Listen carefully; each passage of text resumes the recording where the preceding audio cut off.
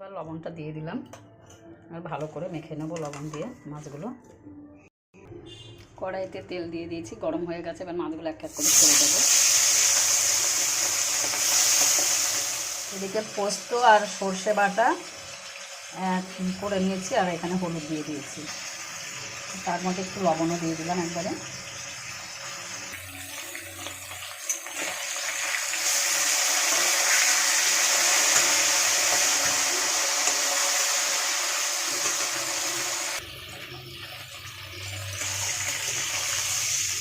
হয়ে গেছে মাঝে মাঝে, এবার তুলে নেবো। ভাজা হয়ে গেছে। এবার ওই তেলেই কালো জিরে আর শুকনো লঙ্কা ফোড়ন দিয়ে দিলাম।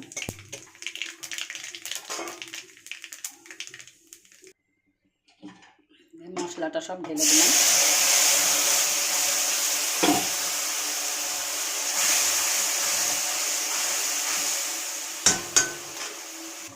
দেখো তেল ছাড়তে আরম্ভ করেছে।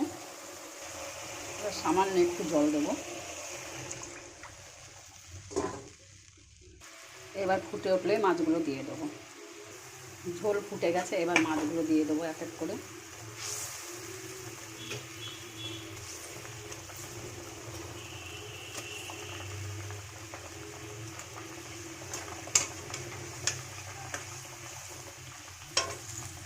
এবার দুটো কাঁচা লঙ্কা ফাটিয়ে দিয়ে দেবো।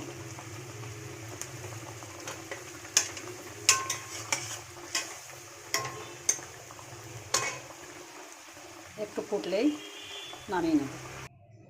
আমার মাছের ঝোল রেডি।